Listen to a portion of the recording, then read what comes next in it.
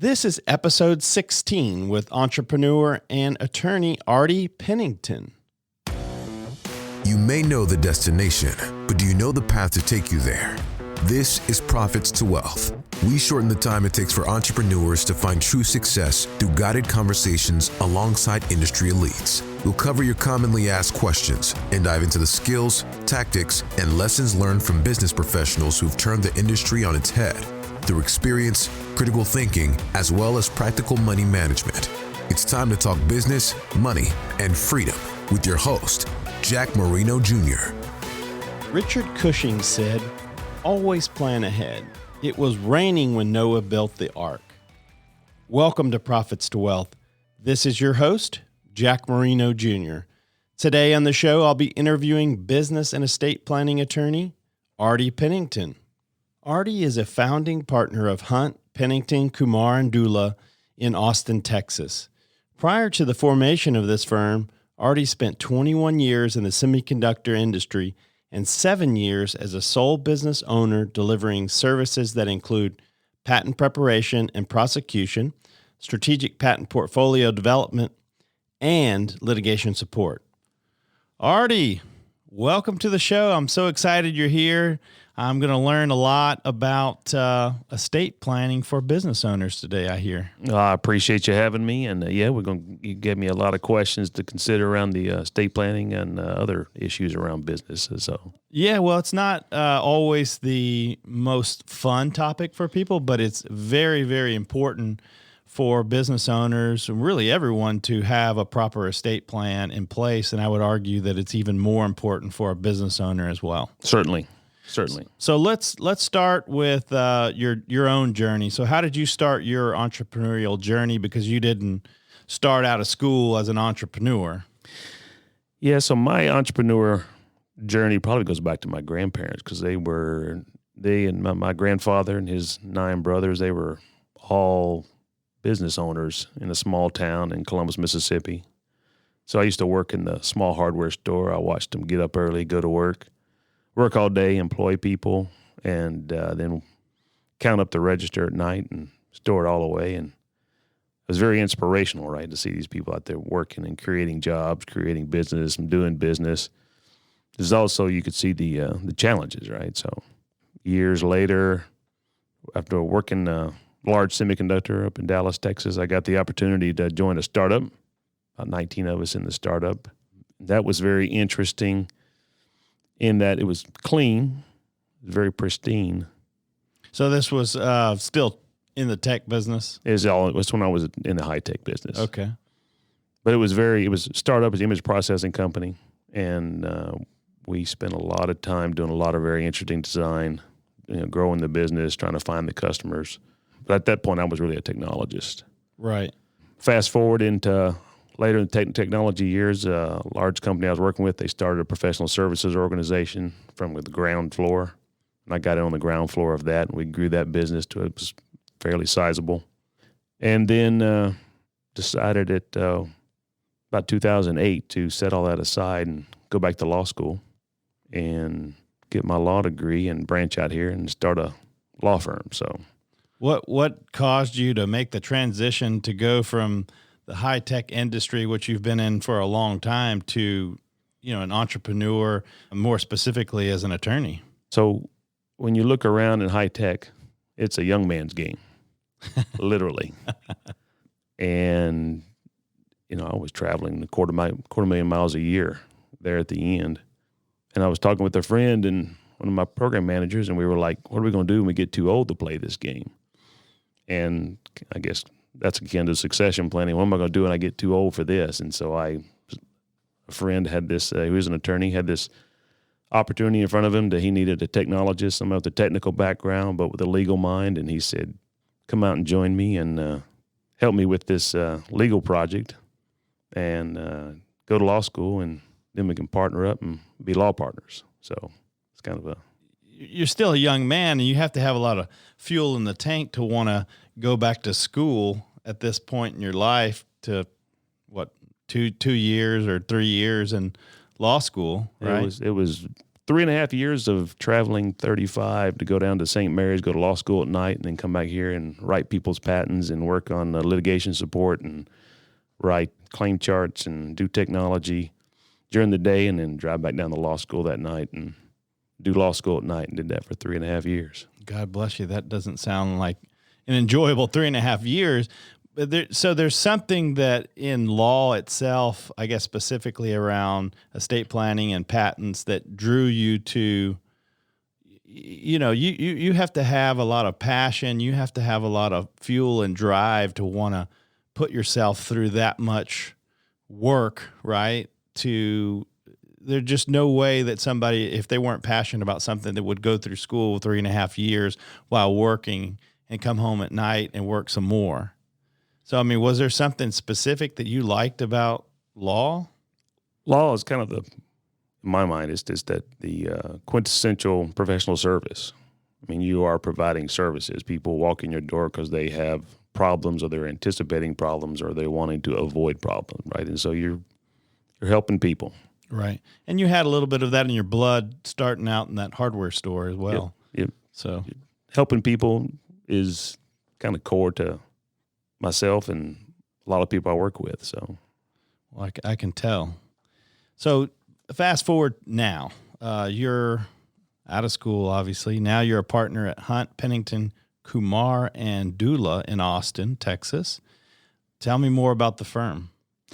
So we formed up about 3 years ago. We were all individual solo practicing attorneys, and we formed up it was 3 years ago this past November.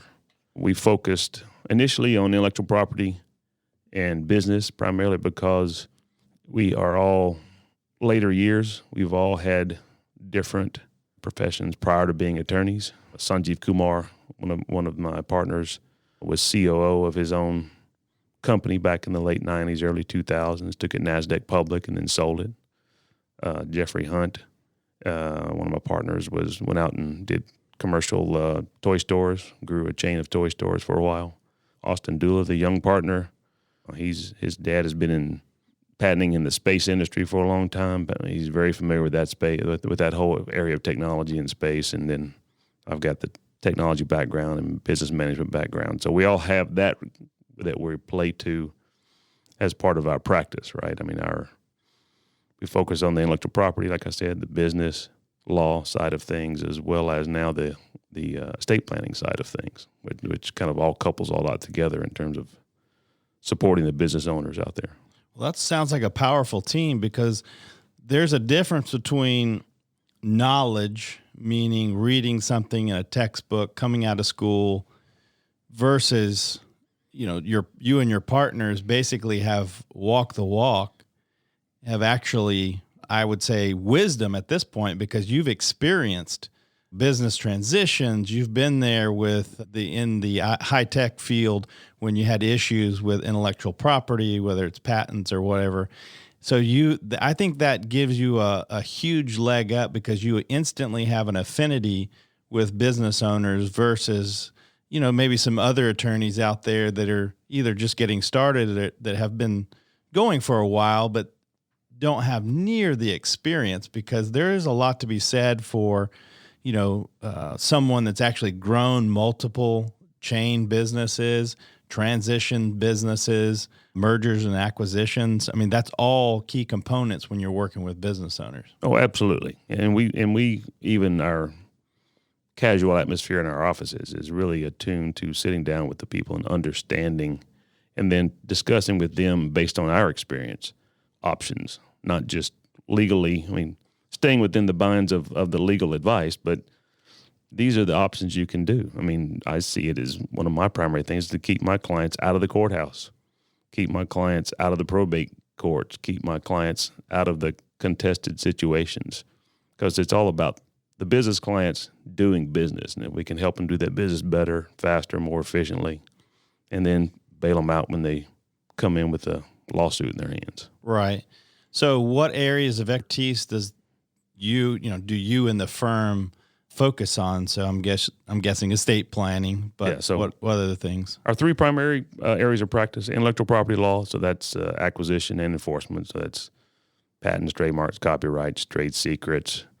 And then we focus in the business law area, and that's a wide spectrum of areas, formation work, business disputes, buy-sell agreements, all the aspects of operating a business, and then estate planning and succession planning, dealing with a lot of individuals there, but business owners, small business owners, people that are doing, it's hot real estate here in Austin, right? A lot of people buying, and I've got clients coming in that, hey, have 5, 6, 8, 10 properties.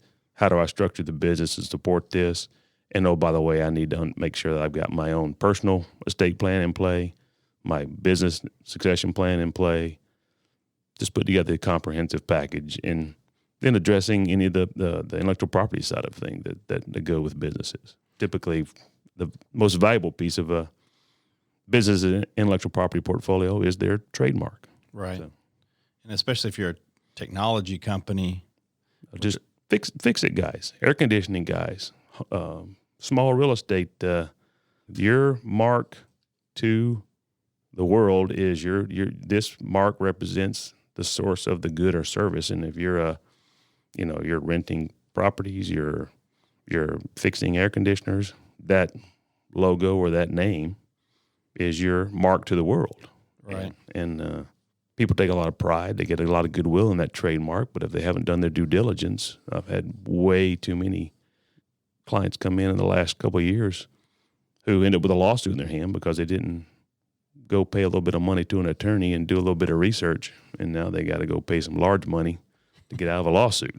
Well, I would imagine, 20 years ago, it was still an issue, but not as big of an issue as it is today, because the extreme movement to online and how many solopreneurs there are. There's just this gig economy now. Mm-hmm. A lot of people going out on their own. And what's the first thing they do? They come up with a name, they come up with a logo, the T-shirts, everything else. And so I would, that's really important to have someone on your side to help you with not only the formation, but also trademarking and things like that. And then obviously in tech world, when you get into intellectual property, there could be patents and things like that you need to defend and protect.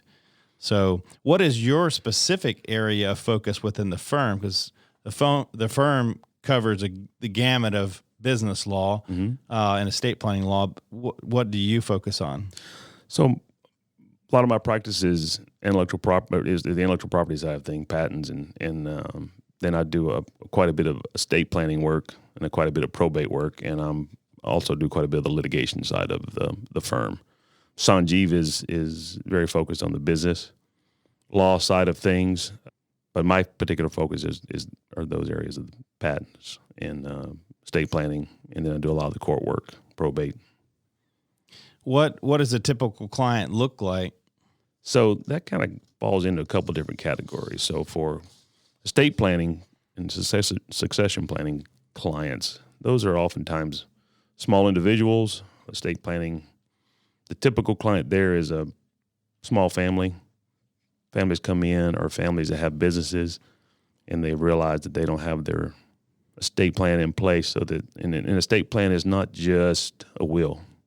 You've got to have, if you have minor children, you need to have all the right documents in place and right authorizations in place, that if something horrible were to happen to you, that your minor children are cared for. So they end up being small families, 25 to 45, where the children are still in that minor age group. We do quite a bit of discussion with people that have special needs children. Those are very specific type of vehicles you set up, because those are ongoing needs that those families need. And then you'll have the businesses come in that need those buy-sell agreements to put in place, have their partnership agreements reviewed, and make sure that they're planning on, if something happens to them, what happens to whether it's incapacity or death, what happens to those business partnerships. So you could be a solopreneur, is what you're saying, and you would still be able to help that person as much as you would someone that has multiple partners and $100 million in revenue, for example. Certainly. We deal with a lot of small startups here in Austin, both from a formation standpoint, structure standpoint, as well as the succession planning, helping those people get their ducks in a row regarding their families and then their intellectual property dealing with their businesses. We've got clients. I mean, I've got clients in Ireland and California, but most of them are here in Central Texas, and they're small, 100,000, $250,000, million, and then I've got clients that are tens of millions of dollars in revenue, $100 million in revenue on the intellectual property side. So it's kind of a breeding ground for startups here in Austin. It has become very, very hot in the last few years, for sure. I can tell by the traffic. So let me ask you this then. Let's say if I'm a business owner, solopreneur, let's say, and I've got 200,000 in revenue, 500,000 in revenue. Let's just say I'm fairly small. Why do I need an estate plan for my business? Solopreneurs, you don't have the issue that you would have with a typical partnership, but you do have to protect your business. What happens if something happens to you? You know, if you're a small, and you need to have it there so that what is your family going to do with your business? Right. If something happens, right? So they may not know how to run that business. Yeah, may not know how to run it, how to operate it, who should it go to. So having in an instance of a solopreneur, maybe you have another solopreneur or another small company that you have a succession plan, that there's an agreement to buy, sell between your company and that company, right? You know, something as simple as that. Or someone has a right to pick it up or has agreed to pick it up if something happens. Yeah, because if you're starting out, I would argue that you probably have a lot of your assets tied up in that business. And if something happens to you and you have a family, let's say, you're really putting them in a inferior position. Succession planning also will include things like insurance, right? So if something were to happen to you and you put your family in it, well, how are they supported coming out there on the end of that, right? So there's a lot of aspects of a succession plan that you have to sit down and consider with the individual or the partners in a small business. Let's look at not just this business-centric view, but let's look at the holistic view. Right, because it goes down. I mean, ultimately, it goes to that person or that family. Right. Is very much part of that business. So what components make up a proper estate plan, succession plan for a business? Well, at the get-go, you want to understand what are your desired outcomes at the end of the day with your business.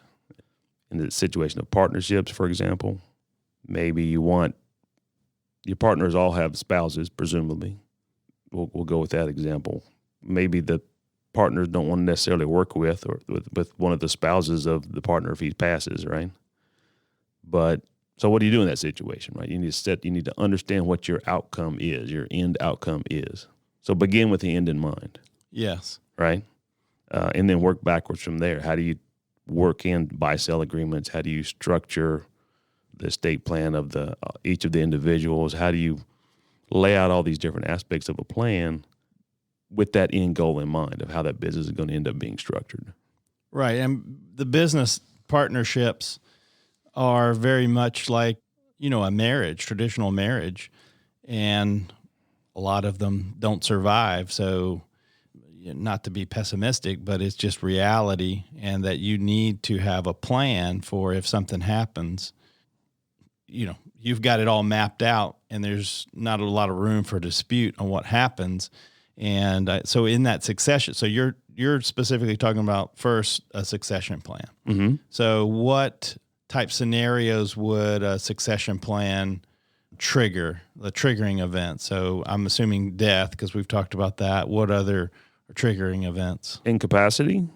Someone is in an accident, in a coma, or is unable to perform. So they're tasks that are disabled. required. Disabled, some sort of disability. Divorce, where you live in a community property state. So how do those assets that were accumulated as part of the community property get divvied up? Yeah, and if you've got, let's say, a professional organization where you need a license and that spouse isn't licensed, they can't even own that entity. Correct. And that creates a problem. Yeah. I mean, inevitably, especially with law firms, you create your partnership agreement so that the partners have the option to pick that up. And in fact, they have to pick that up because they cannot be in partnerships with non-licensed attorneys. Other licensed professionals probably have similar type of restrictions, right? Doctor, dentist. Right. There's plenty of other examples of that. And then you got personalities you have to consider. Everybody may love each other from a partnership perspective, but maybe there's that one spouse that doesn't. That never happens. Never happens, right? You don't want to end up with a big conflict. There's enough challenge in growing a small business without having all these other conflicts that show up out of the blue, right? So, yeah, and the other thing to think about is what I've thought about a lot, and why Jason and I, my business partner, have set up a succession plan. Because let's say he has a lot of his own relationships, and something happened to me. If my clients, let's say, don't really know Jason and actually don't like him, mm-hmm. they may leave, which changes the valuation of the business. And let's say, for example, if he had business debt, business overhead, like leases and stuff like that, and enough people left, he had attrition issues, it could put him in a really bad spot. Yeah, I mean, he'd definitely be in a bind, right? I mean, my revenue is not only cut in half because Jack is gone, but all those people left. Right. So, I mean, it's important to have that. So what other components? So we got succession plan. So we're starting with the business with a succession plan. And then what else on the personal side? Well, in terms of personal estate planning side of things. So I'm a huge proponent that everybody needs a will. And I say that because I spend too much time in probate, intestate probate, and I'll explain what that is here in a second. But I end up down at the courthouse or working with people didn't have a will. So now let me phrase it this way. You have a will whether you think you have one or not, because the state has a plan for all of your effects if you don't decide what you're going to do with them. And it may not be the plan you thought it was going to be. Most times it's not what you thought it would be. Right. And it's difficult to get through, and it's expensive to get through, because inevitably step one of anyone who doesn't have the will, has a will, step one is the court has to determine, do we know who all the heirs are, which requires ad litem attorneys to be hired and researched. Who's in this family tree? Who are the heirs? What's the proper distribution before anything else can even begin? Right. And then if there's money involved, lots of relatives and long lost lovers pop up. Oh, well, for sure. For sure. You got all he or she would have wanted all that to go to me. I've got this handwritten holographic will or a note, or I'm sure you've seen everything. Oh yeah, but yeah, I mean, so wills also tell people, I mean, these small businesses, young entrepreneurs, they got their young spouses, they got their young children. What happens if that awful things happen on the way home from dinner? Who's going to take care of the children, right? Who takes care of the children? Well, mom does, or the babysitter does. And so the next question is, does she actually have the legal authority to take over your children? Do they have legal authority to get into your finances to support the children if you're long-term disabled? Or the answer is usually no, they don't have all that paperwork in place. They don't have all those authorizations in place. Even though they're family. And so it's going to be, in Texas, a judge is going to have to figure that out. So there's going to be a stressful situation on those children as to who, I want to go stay with the grandma, but I got to stay with this CPS person here for a while until the judge decides who I can actually be with. Right. Who's going to pay the bills in the meantime as well? Exactly. And oftentimes that judge is going to look at it on paper. So who's got the finances, who's got the resources to properly, because it's all going to be based on best interest of the child. Who's got the proper finances, who's the best one on paper that serves the best interest of this child, which may not be what you wanted. You may have wanted this, your sister-in-law to be the one that really takes over because your principles aligned. You guys get along. The kids love her kids. She just may not look good on paper. Well, judge doesn't know all that. Right. So you need to have all of those, not just a will, but you got to have everything signed up so people know what they need to do in order to that they have the legal authority to take that over. And then if you're disabled, you need to have those things like a living will. That's your instructions to how things to operate if you're in an incapacitated state. Because a will deals with death. It doesn't deal with incapacity. So is that the pull the plug type scenario? Yeah, that's DNR. People refer to it as a DNR. Right. And then powers of attorney, right? Who has the power of attorney? The healthcare power of attorney, a durable power of attorney, a financial power of attorney, if you will. And then also people are like, well, I'm in college. My kid's going to college. They don't need this kind of a thing. Well, they do need some of those HIPAA releases. If your child is over 18 and goes off to college, gets in an accident, you do not have that. The doctor can't talk to you. He cannot reveal those records. That's an adult, even though you're your child and you're paying tuition. That's an adult, and you don't have right to see those medical files, and he can't talk to you about that medical condition that child is in. That's a good point. So everybody needs some level of planning, needs that whole structure in place. So, but it's kind of interesting because it's probably across the U.S. The last time I looked at the stats, it's about 56% of the people do not have a will or trust or a trust plan or any of this paperwork in place. Well, it's never fun to have the discussion, but it's better to have the plan because no one knows, when the bus ride is over. No one knows. No one knows. So you definitely want to protect the ones that you love. So we're talking about succession planning for your business, estate plan, and all the ancillary documents that go along with that as well. And so let's say if we create a buy-sell agreement, how does the buyer pay for the business? Are we talking about cash flow from the business? Are we talking about cash and assets, life insurance? I mean, so tell us how the mechanics of that work, because I may be in a business that there's really not a lot of assets. So how am I supposed to how is my estate going to get compensated at my death? So going back to is it cash flow? Is it insurance? The answer is yes to all, right? We got to look at the business. The most popular option is just to have the insurance to cover the unexpected, right?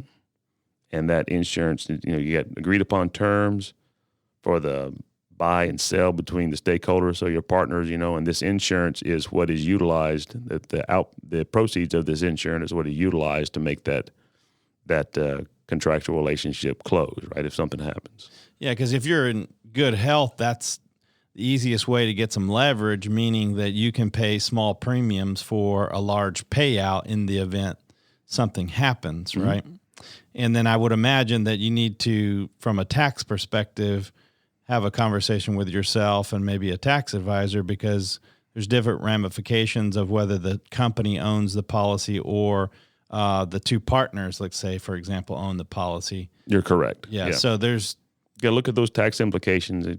Sit down with your tax attorney. Sit down with the CPA. The knowledgeable CPA tax attorney understands those. But look at those, and we can work with those people depending on where you are and what your particular situation is. Do you think that's probably the most common, is funded with life insurance, since you do get leverage, meaning you share, you forego a little bit of premium for a large payout? So I think that's probably characterizes some of the more moderate-sized companies, really small companies. They can just be paid out over time, right? I mean, okay. We have a cash flow. We agree to buy this spouse's 1/3, 1/4 of the company from that particular partner, and that's paid out over 2 years, 3 years of whatever that revenue stream is out to the... Okay, so that depends on the makeup of each company. Right, but as you point out, even those small companies would benefit from some sort of insurance because, like you pointed out with your situation between you and Jason, if something happened to you and he's left, what if everybody likes him, but he's just not enough of Jason to service everybody?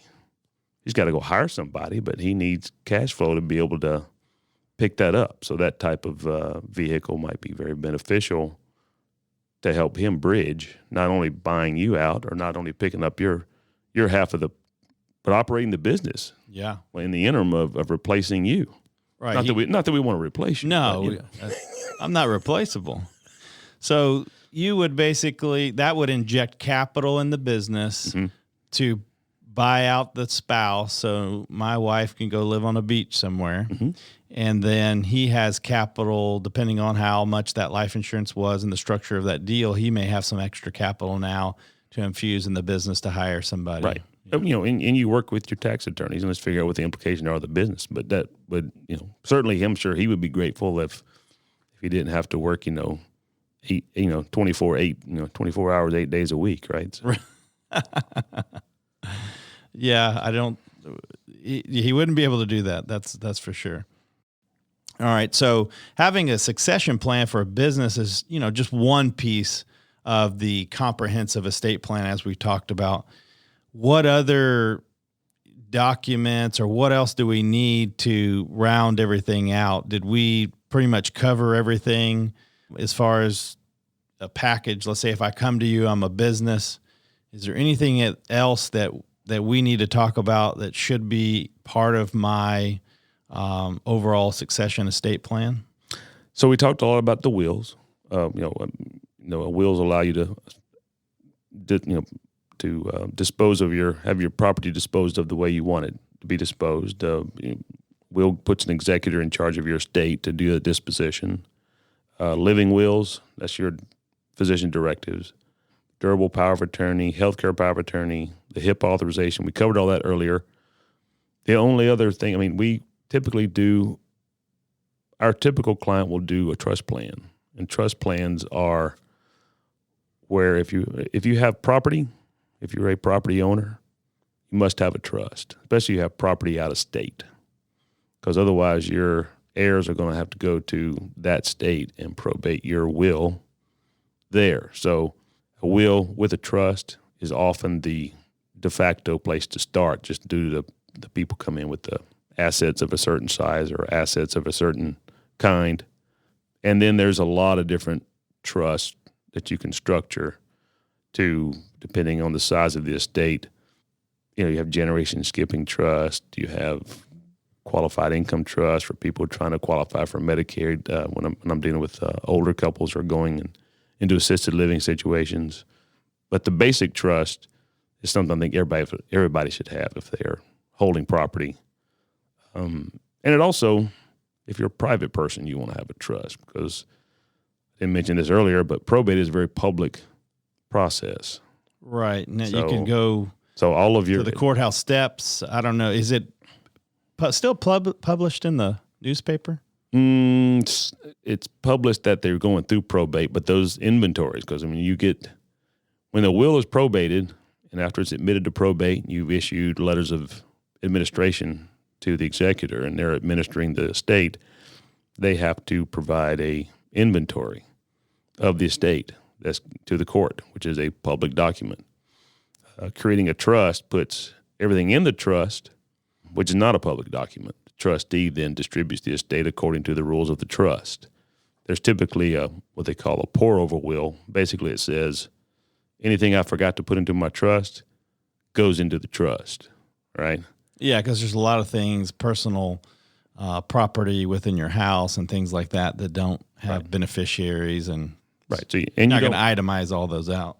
And then those, that irrevocable living trust that's initially set up.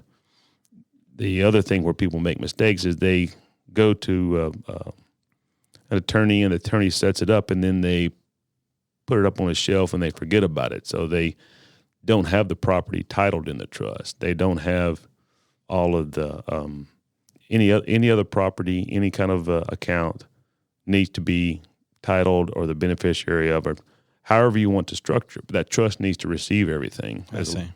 Because if it's not in that trust, it will be listed on the inventory. Yeah, we did mention it a little bit, but not that we want to get into that today because that can get pretty complex. But in the review that you do, if you're doing a succession plan, estate plan for the business and the business owner, you can also identify some potential areas of risk for them, i.e. in intellectual property as well. Mm-hmm. Mm-hmm. So that's part of your overall, I guess, review. We look at the business as a whole. I mean, if we do the review, what are your businesses? I mean, like I mentioned earlier, I've got a client that has properties. is it really healthy to have all those properties in a single LLC, holding them in a single LLC? Or is it better to have an individual LLC for each particular property? We'll look at that and what situation the client is in, and does it make more sense to have those set up from a, just cutting out those risks. Somebody gets hurt in one property, doesn't spread to all the other properties. Right. Yeah, that's a good point.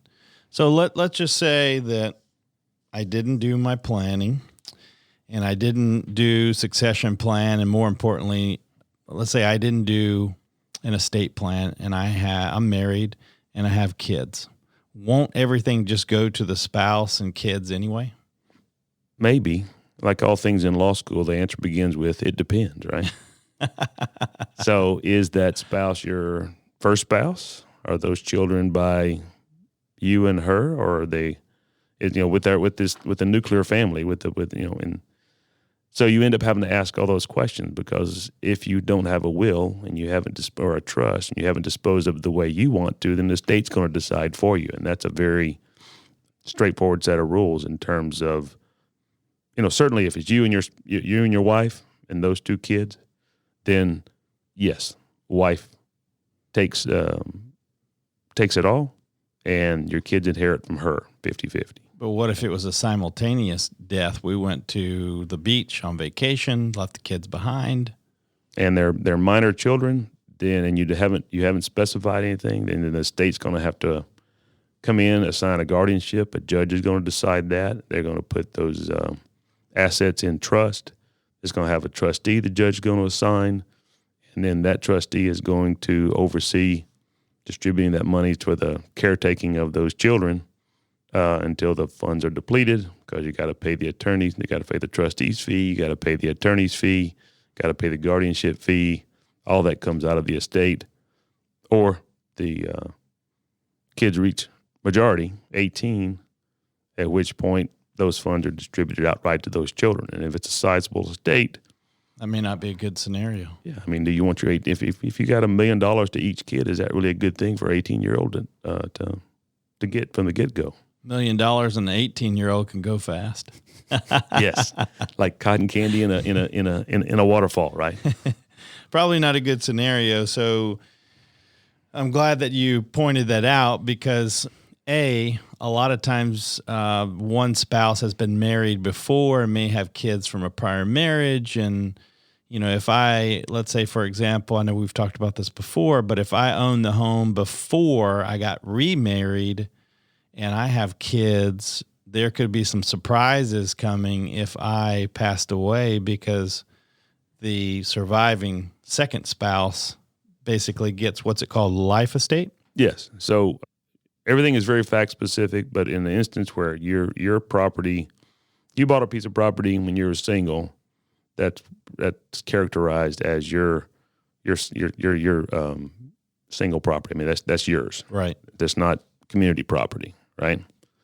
Your spouse, and you guys all move into the house and live in the house, and let's assume that the house is paid for before you get married. So you don't use community property assets to pay for the house, right? I'm trying to simplify this example because it gets really complex when you start mixing and commingling all these things together. But the spouse, depending on is it your children or her children? She brings two children to the... Yeah, let's say that. She will end up, let's think about that. She gets so if they're your children, she'll get a life estate. That means she gets to stay in the house, but she didn't really own it. Right. She owns it during her life. And the remainder, meaning whatever's left of the house, goes to the children 50-50 upon her death. Then half of your assets go to her and the other half go to the children. Right? Yeah. You see there's right there, it seems to me, a point of contention potentially, because if the spouse believes that that's her asset, see, you said it was paid off, and now I find out that, hey, that is not my asset. I just get to live there. Mm-hmm. And let's say I wanted to move. She doesn't get the money. Or let's say she stays there, and now the kids really wanted hey, I didn't really like her anyway. I just want the assets. They can't force her out of the house. Yeah, I've got a situation right now where it's got a lot of family conflict in a very analogous situation, right? I mean, you've got somebody's living in the house, but they don't actually own the house. They have a life estate, but in a life estate, you can only sell or transfer what you own, right? So even if she sold the house, right, to someone, she could only sell them a life estate, right? And then that person would be owning a life estate. And when she died, that estate, that piece of property, now goes back to the children, even though somebody's living there thinking that, because you're getting into the whole transfer of title, looking through the title, the deed records to make sure you are buying what you think you're buying, and they're allowed to even sell you what they're selling you. Well, needless to say, Yeah. It is a mess. Yes. And I would argue that this is more and more of a common scenario. This quote unquote case study that we went over today is probably very common. Split families. Split families are very common, yes. And then split families coming in with, even when we're putting together estate plans, we have to be very detailed in understanding what is the structure of the family, because that impacts how we construct things. So if somebody forgets something, we don't end up over in the intestate side of things, having to dig through those rules, right? So yes. So, and then the last thing, let's just say a scenario, because this is also common. If I have a special needs child, husband, wife die simultaneously, what's the issue there? Because it's even more complex, right? Well, that special needs child is always going to have some level of incapacity, is what you're presuming there, right? And that's the case. So yes, a simultaneous death or how does that child, young adult, aging adult with that special needs continue after the parents are gone? And that is really setting up special needs trust and putting trustees and guardians in place. Or you don't even have to go down the guardianship discussion, but putting the structure in place with people to support that special needs and having the finances in place and the insurance in place in a trust that provides for that particular special needs child. Because the issue is that a lot of times the child qualifies for Medicaid, depending on, their severity. But, this is an exact situation within my family. My sister qualifies for Medicaid.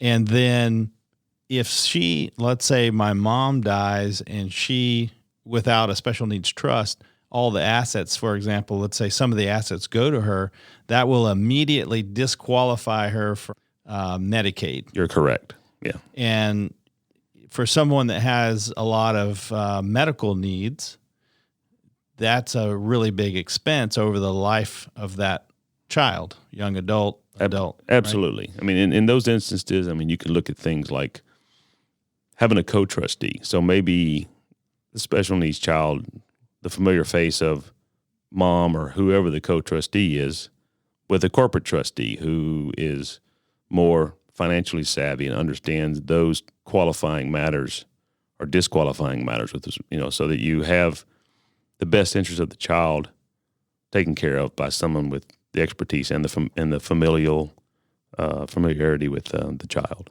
Right. So you get in there's so many little nuances that don't seem like an issue until a triggering event, and then they come into your office and it's like, wow, this could have been a lot easier and cheaper if you would have done some planning beforehand. So big advocate there. So we've talked about a lot of potential mistakes here that business owners or individuals make all the time with it from a legal standpoint. But what's the most common mistake, do you think, from a legal standpoint business owners are making? I often tell a lot of my small business owners, like we talked about trademarks earlier, right? People come up with a name, they got their business, they're very passionate about this business. They're registered with the Secretary of State and they get going on doing their business. 2 or 3, 4 years later, they come into my office with a lawsuit in hand because they did not go do the due diligence. And I tell people when they come in, they want to talk to me about intellectual property. They have, I said, trademark is typically the most valuable asset a small business has. It's also the quickest way to get into a lawsuit. because people don't go do the research. So paying somebody $800, $1,000 to file a federal registration and do the research and make sure that they have clean, I guess for lack of a better word, clean title to that trademark. They have ownership, so you don't end up with a URL in a name of a business that gets you into some company across the United States suddenly finds you on the web and they send you a cease and desist letter, or worse yet, they send you a lawsuit, accusing you of trademark infringement and cyber squatting on their URL and everything else, and now you're panicked, right? So feels like you're talking to me. That exact situation happened late 90s. I started a internet e-commerce business, and I was so proud. I went down. I didn't incorporate at that point. I just, let's see, what was I, 21 or 22? I had a DBA, doing business as, and of course, the same sort of process where they check, the state of Texas does a name check, right? Name search. Within Texas. Yes, within Texas. Yes. And I thought, thumbs up, that name's available. I was doing business. I had, the shirts, and, of course, I was doing okay for a passive e-commerce business. And then one day I got a letter, cease and desist. Mm-hmm. At that point, what the heck is this? Mm-hmm. And there was another company with the exact name. In this situation, they were in the exact business, but they were somewhere in the Northeast. And they had a federal trademark.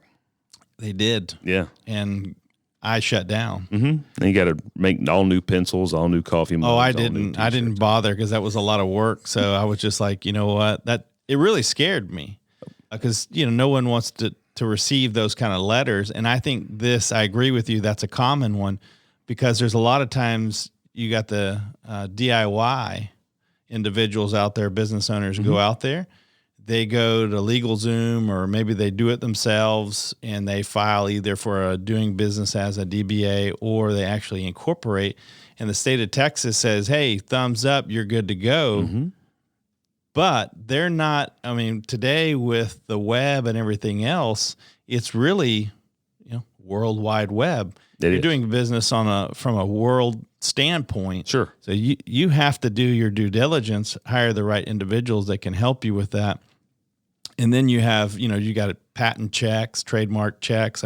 So many things you need to do, because the last thing you want to do is build your business and then actually have to shut it down, rebrand, or whatever. That's expensive. It's very expensive, and it's very disconcerting, and it's very frustrating for the business owners. And to be honest with you, I'm sure there's a lot of businesses out there. I know there's a lot of businesses out there, small businesses that get along just fine. They've done their own thing, and everything is good. But when it goes bad, that $1,200 for because I understand it, small business, $1,200, you're taking cash out of your own wallet to get this thing started and buy your URL and set up your business and create whatever it is you're creating. And $1,200 is expensive, but $12,000 or $24,000 several years later, and you have to rebrand to the tune of how many hundreds of thousands of dollars after 4, 5, 6 years of business.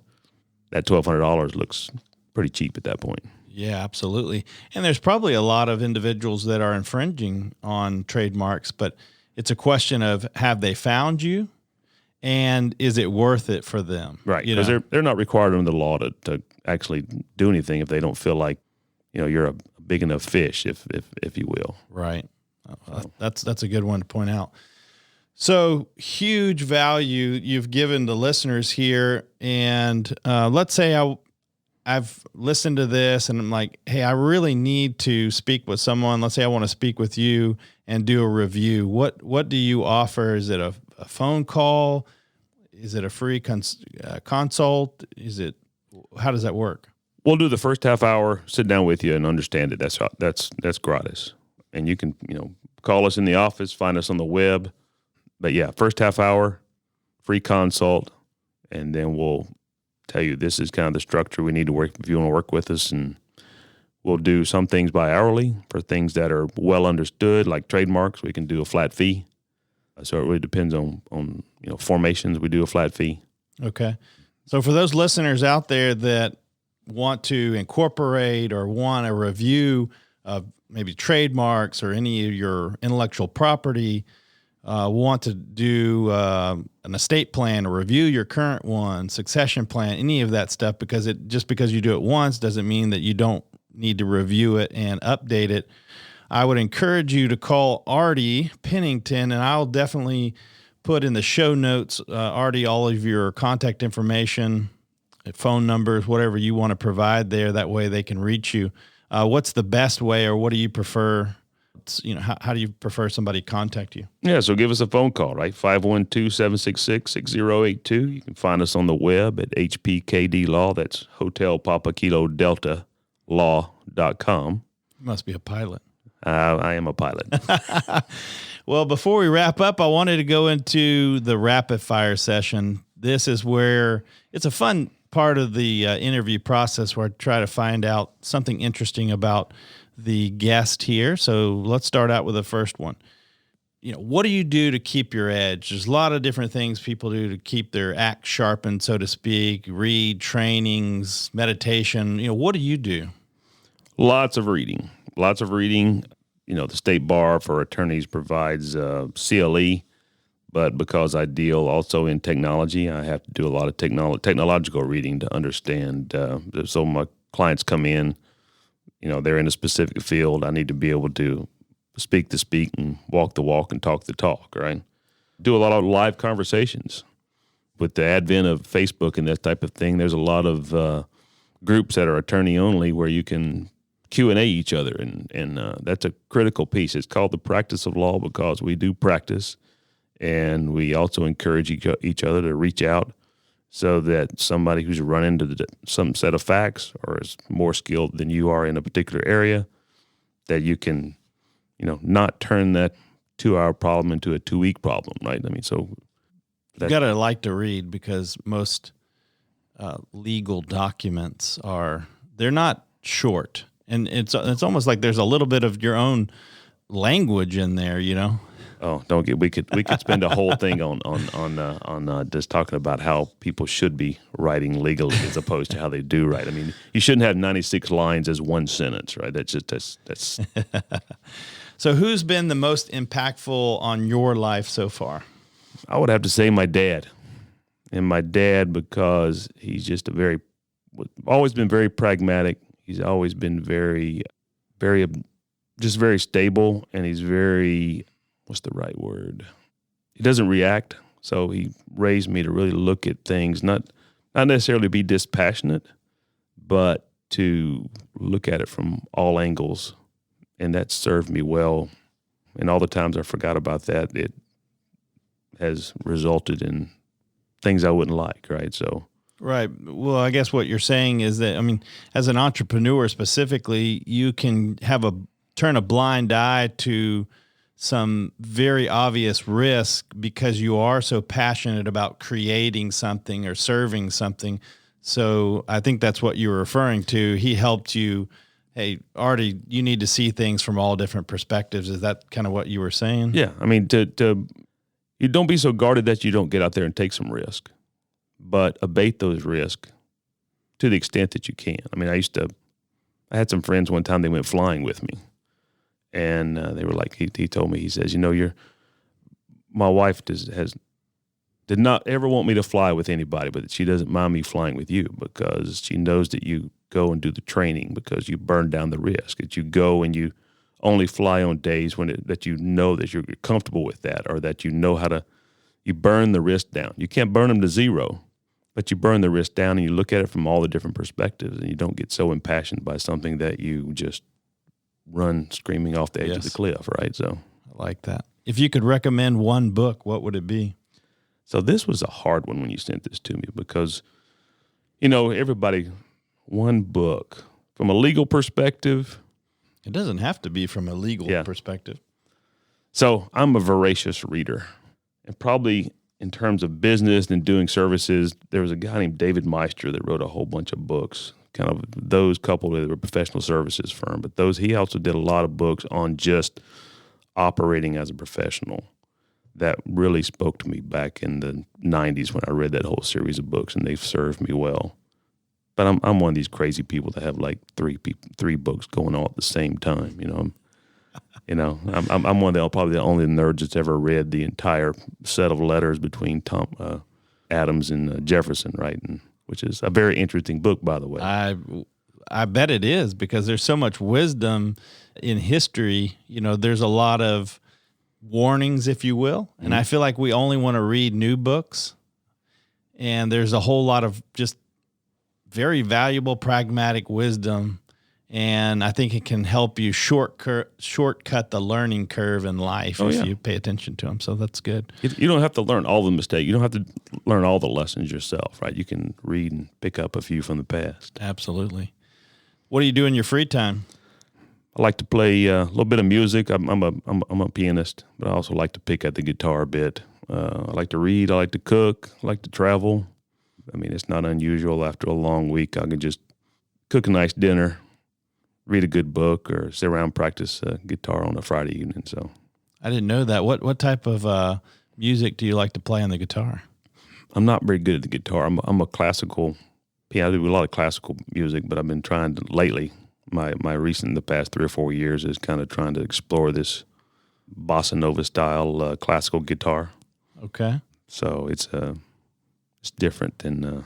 Well, next time you'll have to play us a couple tunes. Oh, that's a scary idea. What does financial freedom mean to you? That's what our mantra is. We're helping all of our clients achieve financial freedom to make work optional. What does it mean to you?